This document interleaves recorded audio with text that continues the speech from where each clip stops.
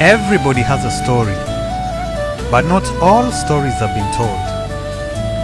This is Benson the Storyteller, and these are some of my untold stories. Yes, hello guys, welcome to my YouTube channel. My name is Benson the Storyteller, and these are my untold stories. For those of you who are seeing me for the first time, please subscribe to my YouTube channel and follow my videos, like and share. Now, for those of you who've been watching me, thank you for the support, and continue watching my videos all the way to the end. Now, in my previous video, I was telling you guys about how I joined a school called A.P.T.C primary school as a day scholar, and then later the school was changed into both day and boarding school, and so I found myself in the boarding section of the school. Now, I also told you guys that I had started the school in standard 3, all right, and I was going to still be in that school for standard 4, standard 5, standard 6, and I left in standard 7 the end of the second term, all right? And I actually left because of a certain teacher I'd been telling you guys about, a Mr. Mwangi. This Mr. Mwangi was a cigarette smoking, alcohol drinking,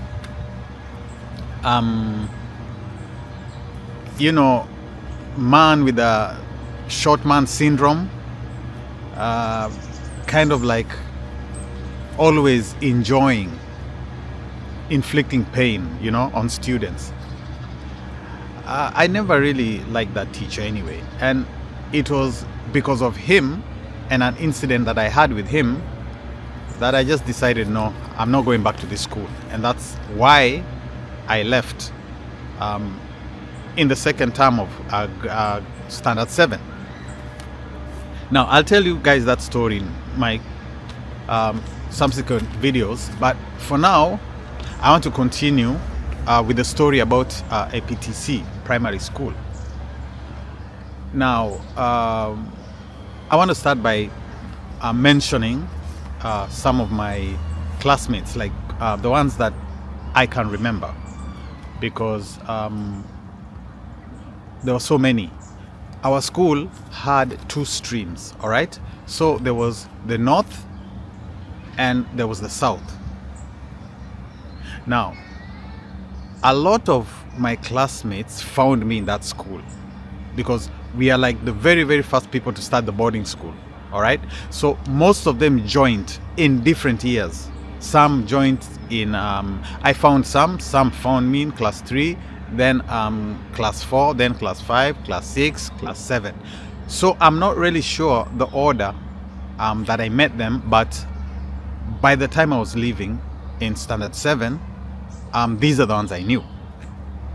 So first of all, let me just start with my deskmate, all right?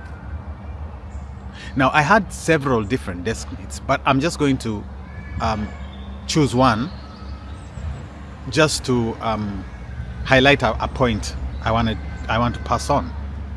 So there was this girl called Lois Wamboi, all right?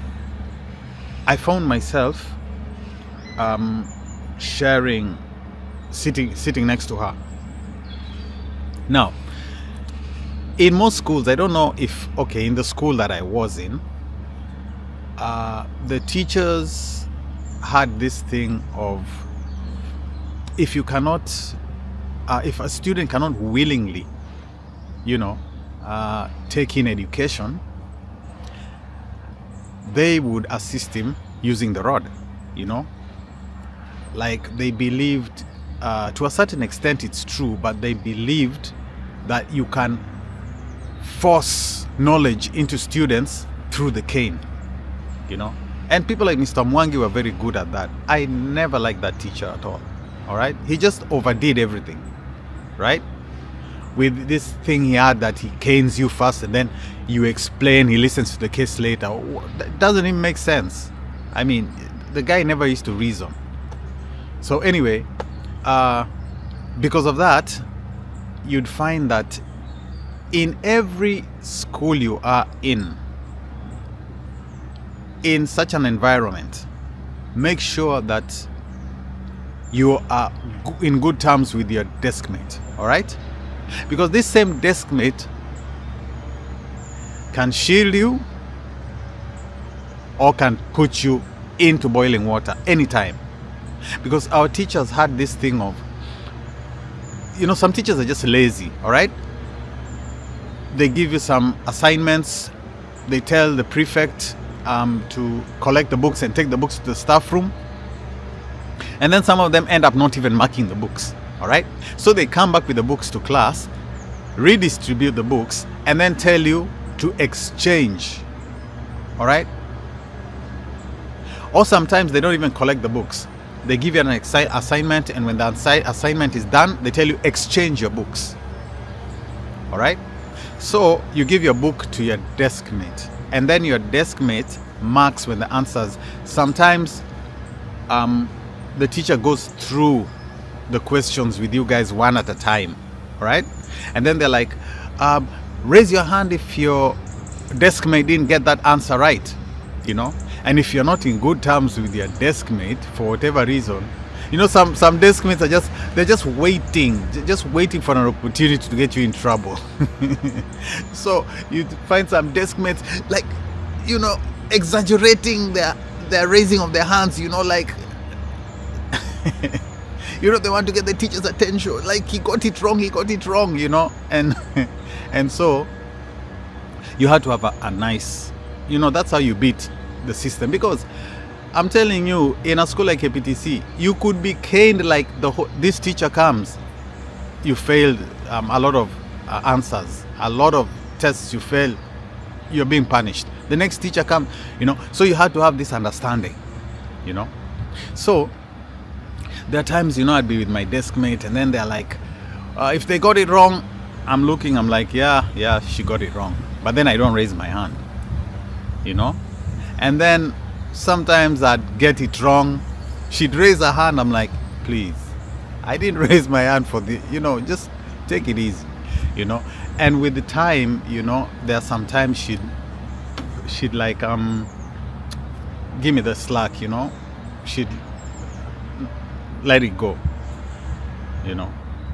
like especially when it came to Swahili. I wasn't good in Swahili, so the teacher would be like, all right, either they'd say anyone who failed a certain question, because they expected everyone to get that question, they expected it was easy, raise your hand.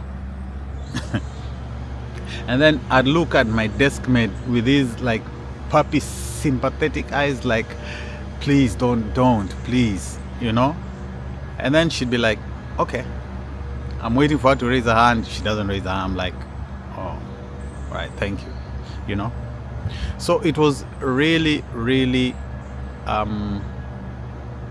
tricky if you didn't get along with your desk mate, all right? Now, I'd also like to talk about the prefects. The prefects are another thing. You had to make sure, by whichever way, survival, you have to be mischievous, You had to find a way of getting along with the prefects. Otherwise, first of all, if you're someone like me who just likes playing around and talking all the time in the class, you had to be hard through whichever means. You just had to make a good relationship with the prefect. Because if the prefect, you're in bad books with the prefect, you'd find yourself like in the noisemakers list. They just have a list that's already written with your name in it. Just waiting for any teacher to come and ask for the noisemakers. You even find that your name is written ×2. Those are things you have to know in school. All right. So we also had. Let me introduce you to some of my classmates. We had there were two, a set of twins. Yeah, we had Morioki and we had Kagiri. Now, by the time I was in class 6, I was in standard 6 South. So Kagiri was in standard 6 South. And then the other twin was in standard 6 North. Okay? Now, when these guys came to A.P.T.C primary school, I was already there.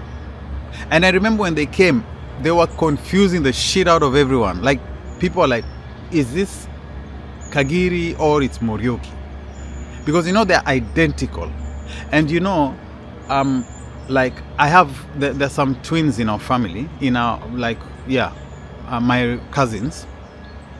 And with them, it's kind of easy because you'd see one of them has like a mark, a birthmark or a scar or something. But these two were identical. You know, you couldn't like identify who is who easily if you didn't know them. So the thing that used to help me with Morioki and Kagiri was that Kagiri was in my class, right?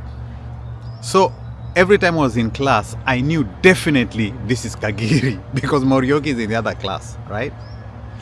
But then the problem came when we went out, you know, when we were out of class, the dining hall, wherever, in the playground, wherever else we were, apart from the class, I couldn't identify them.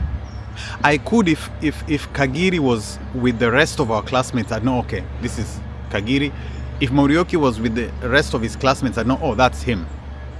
But then if they were both together or I met them individually, it was really hard to you know who is who. So the way I got to identify, differentiate the two of them was that as much as people are twins, their characters are never a photocopy of each other, right? So I quickly realized that Morioki was more friendly, chatty, talkative, and playful. All right? But Kagiri was more serious. You know, he was more, he wasn't as outgoing as Morioki. All right? And he kind of got angry a little faster than Morioki. All right. So sometimes when I want to talk to maybe Kagiri and then I come to Morioki by mistake, I'd quickly, no, this is not, you know, because the way he's just smiley and playful, right? But then if I want to talk to Morioki and then I find myself talking to Kagiri and the way he talks, the way he responds, I just no. You know, he's snappy. So I'd know, no, this is the other twin, right? Okay. Now we also had, you know, in school you have a different category of friends, all right? You have those, your day ones, those friends that you're always around most of the time, and then you have friends who are just hello, you know, but it's not that deep. You don't really go very deep, yeah?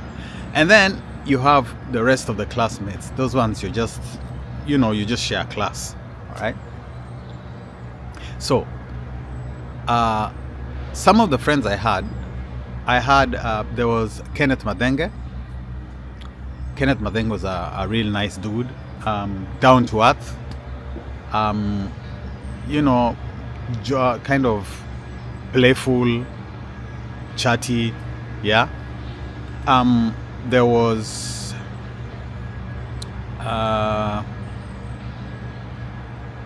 Christopher Mwania. Christopher Mwania, actually I even gave him a nickname. I started calling him Croco, you know, and it just caught on. He was a very close friend of mine. I had this guy called Steven Gashagwa. We were kind of close. There was a boy called Jero Monduto. Yeah, he had a younger brother called Shikuku, I think. There was Michael Otieno. Now, Michael Otieno, I kind of found out that he was my cousin in school, right? My dad and his dad were somehow related, yeah? So we were kind of like cousins. There was a boy called Chris Onea.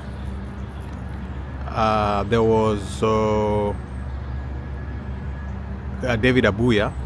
David Abuya, his mom was a senior educationalist in the Ministry of Education. She had a high post somewhere in the Ministry of Education. Because I remember we used to meet her every time I used to go represent the school for the public speaking. I used to represent the school for public speaking. And his mom used to just come up to me whenever she found out that this was A.P.T.C primary school, and she'd be like, oh, you go to the same school as my son. And then she asks me, which grade are you in? And then I tell her, and then she tells me the name of her son. I'm like, oh, yeah, David Abuya is my classmate. Yeah. So we also had a guy called Mwise Mwita. Now, Mwise Mwita was a tall, slim boy, yeah, from Kiancha. He didn't talk much, but he was really nice. He was kind of shy. Then we had John Mugo. Now, John Mugo was like the smartest dude I know. Like that boy was sharp, you know. You know how you have that friend. You know, I thought I was smart until I went to A.P.T.C primary school. I'm telling you, almost 3/4 of the class was smarter than me. I can't lie. 3/4. These guys have just called them. These people were smart. But then John Mugo, the smartest person you know. Now John Mugo is smarter than that person. That's how smart he was. All right. Now, there was also a kid called Obadiah. Now Obadiah was just this village dude. You know how the village guys are, they're strong and tough and rough. That was Obadiah. Even the way he plays, everything he does was just rough. Yeah. Then we had there were some girls. There was Linda Nyambura, and there was Mary Mudoni. Those two were like the most beautiful girls in the whole school. I mean, those girls were hot. Yeah, very pretty. We had Gerald. We had Edwin Tiara. Edwin, actually, we shared with him when I started. I told you guys I was in Lower Lenana, the second dorm. Yeah, I believe I was with him in the second dorm before, one of my drama episodes, and I had to be, I had to be changed from my stream to the other stream, and I also had to be changed from my dorm to the other dorm. Just because of my crazy shenanigans. I'll tell you guys about those stories. Why? Yeah.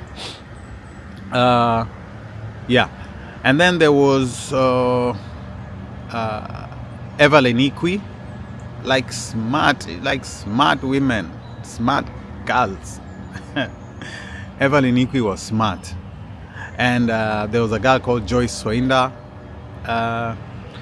There was also a guy called Jack Cargo, I think.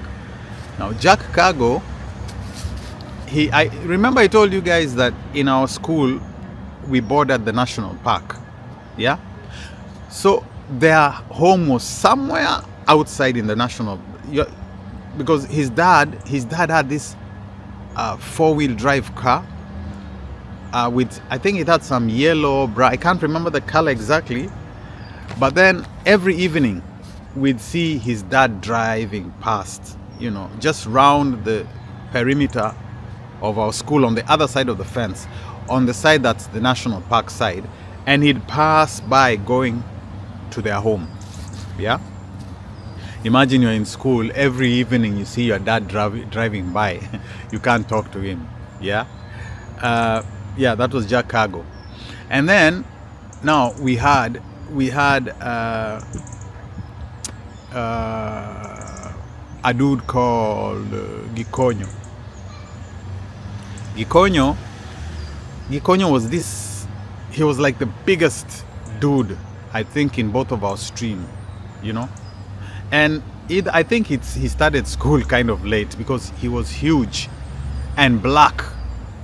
And then he had these big feet, like duck feet. He had these big feet, you know. Yeah. And he was really,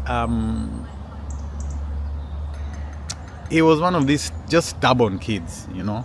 Just kids that like a lot of drama. Then we had a guy called Josephat Omondi. Josephat Omondi, we shared with him the same cubicle when I was in Upper Kimathi, the last cube, right?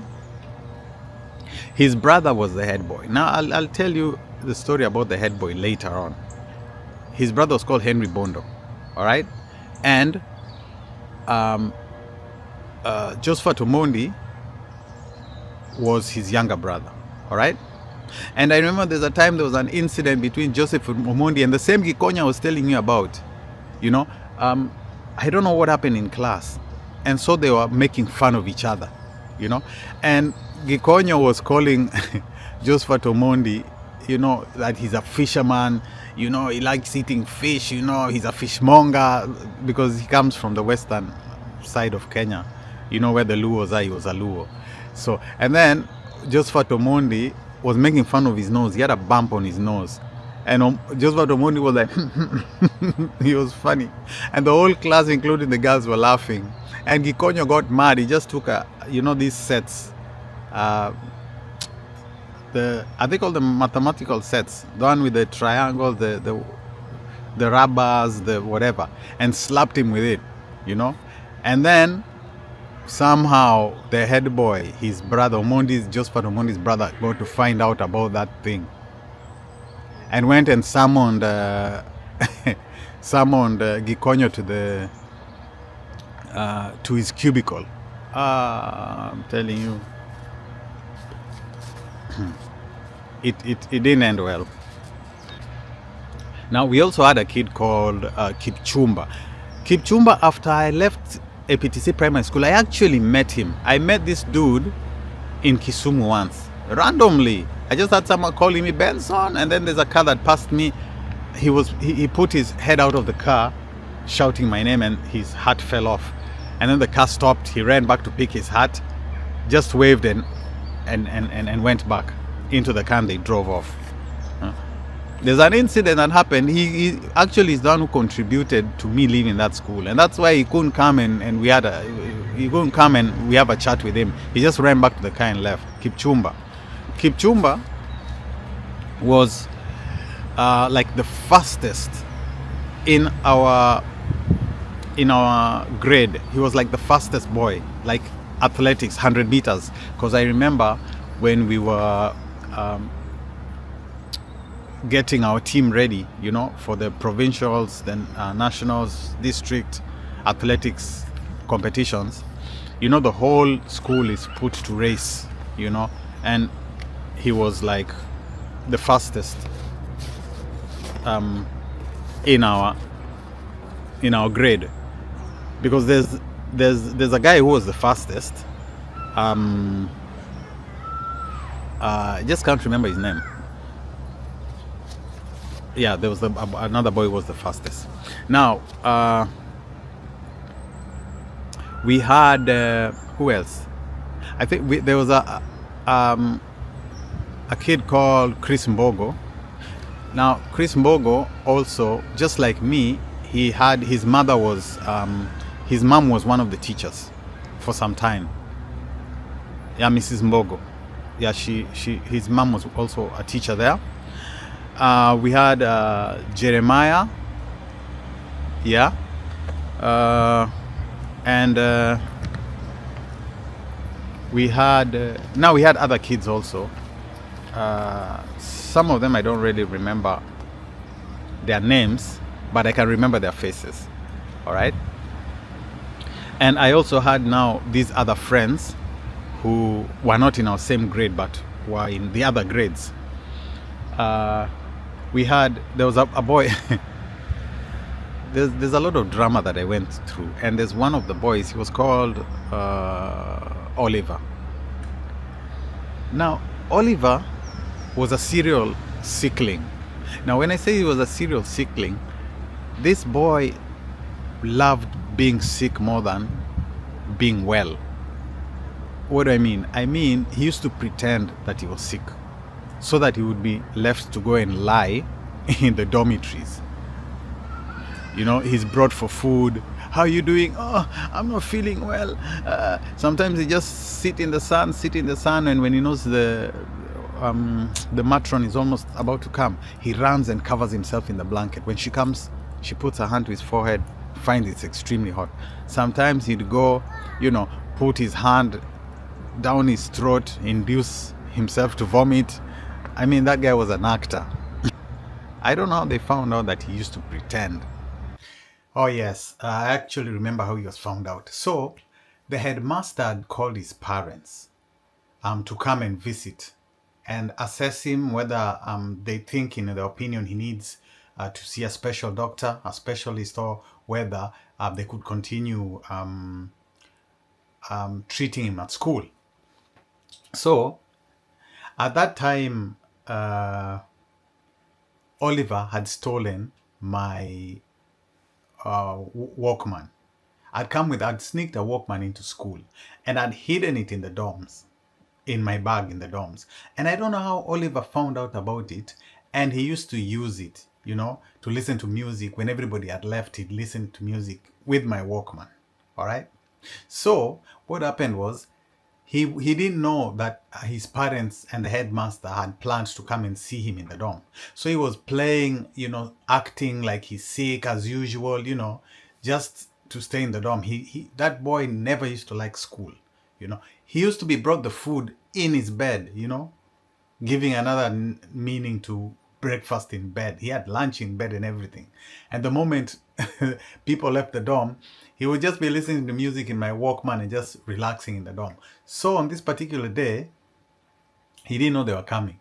So when they came, they found dude in a towel dancing. He was busy dancing in the dorm, in the third A.P.T.C, third dorm, second or third dorm. So the boy was busy dancing. He had the earphones on, so he couldn't hear. He didn't hear them coming in and walking to the dorm. So the guy was busy dancing. The moment he turned around like this, the headmaster was there with his parents. Oh, I'm telling you, that was a disaster. The same guy who was saying that he's sick, he's busy dancing. The plates are still there. He's eaten all the food, all the meat and rice, and he's busy dancing alone in the dorm in a towel. Oh. The strokes that boy was given. He was beaten in the in the dormitory with all that sickness of his. He had to go back to class. And I think that was the last time I ever had that boy getting sick. I mean, the drama in that school was crazy. Yeah. We also had a lot of other very interesting characters in the school. All right. Like, there was this boy. He was a day scholar, and he used to come from the administration police camp. He wasn't a boarder, and that was before. That was maybe when I was in one of the lower classes, because it was him and then another class between, and then our class. All right. So that means when I was in 6, he was in 8. I can't remember his name, but that boy was the hugest. He was even bigger than Henry Bondo, who became our head boy, because Henry Bondo was a year ahead of us. Now this boy was a year ahead. All right. Um, yeah, he was in the same class. Yeah, there's actually there's a friend of mine. I forgot to mention there. He's called Tony Sang. All right, Tony Kikemgoi. Real smart dude.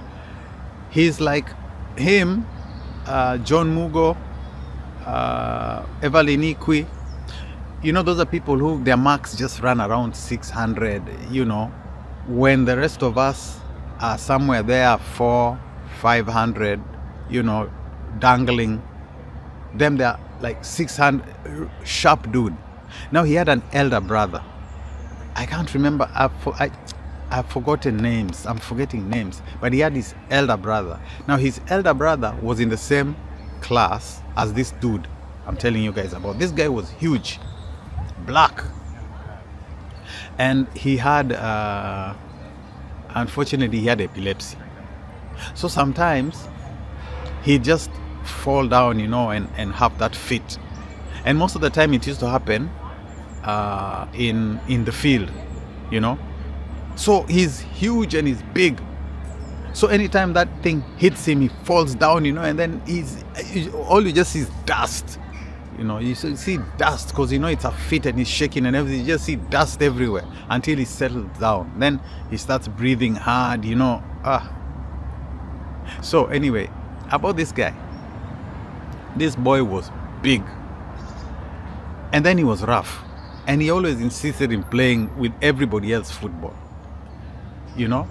Everyone else is like, you're almost like half of his height.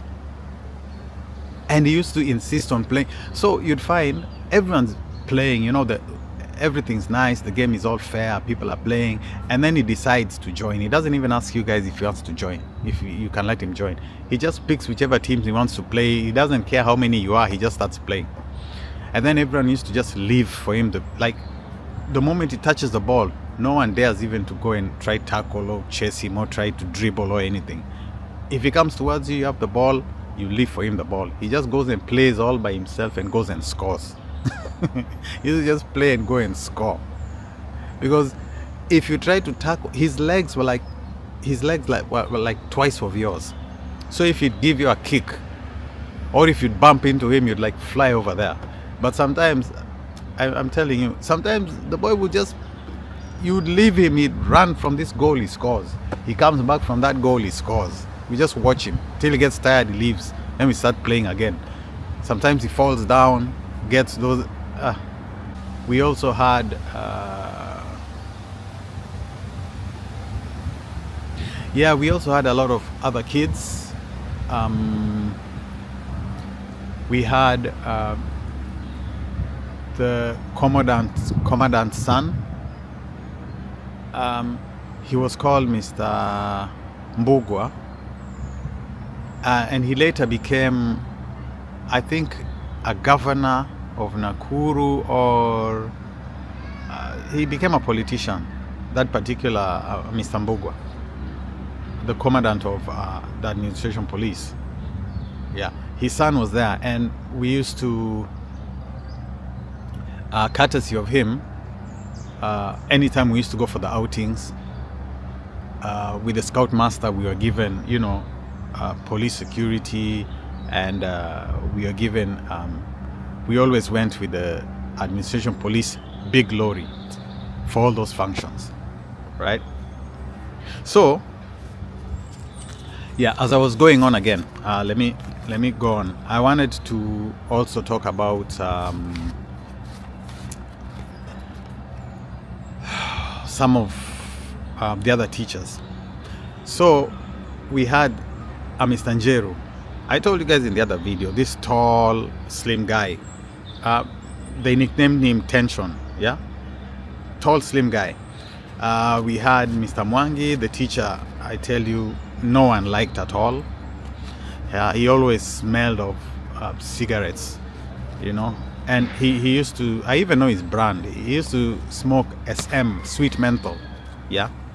We had Mr. Kangi Stero. Mr. Kangi was also a strict teacher, but with him, he kind of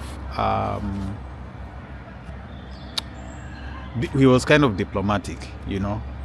He'd kind of reason out things. He wouldn't just come and start caning you for no reason like Mr. Mwangi. He was more diplomatic. And the teachers I liked were, we had a teacher called Miss Madore and Miss Irungu. Those teachers were really cool. They didn't have a lot of issues. Miss Madore was my class teacher, I think, in 5, maybe 6, grade 5, grade 6. There was also a Mrs. Orwa. There was a Mrs. Orwa. I think she left before I got to standard 7, I think. And then we had Miss Oyugi, who was the deputy headmistress, a very strict disciplinarian, always with a bunch of keys in her hands and high heels, you know, and makeup, but very, very strict. And when she's angry, she's like shouting, and she'd knock you on the head with a bunch of keys. Yeah. So those were some of the friends I had in A.P.T.C primary school. And in my next video, I'm going to tell you guys some stories of things that happened with some of my friends, and some of the other drama that happened in the school, and some of my own personal drama. I'm going to continue with the next videos, touching on several different things. All right, so please continue watching my video, subscribe to my channel, and like. So I'll see you guys in my next video. Bye.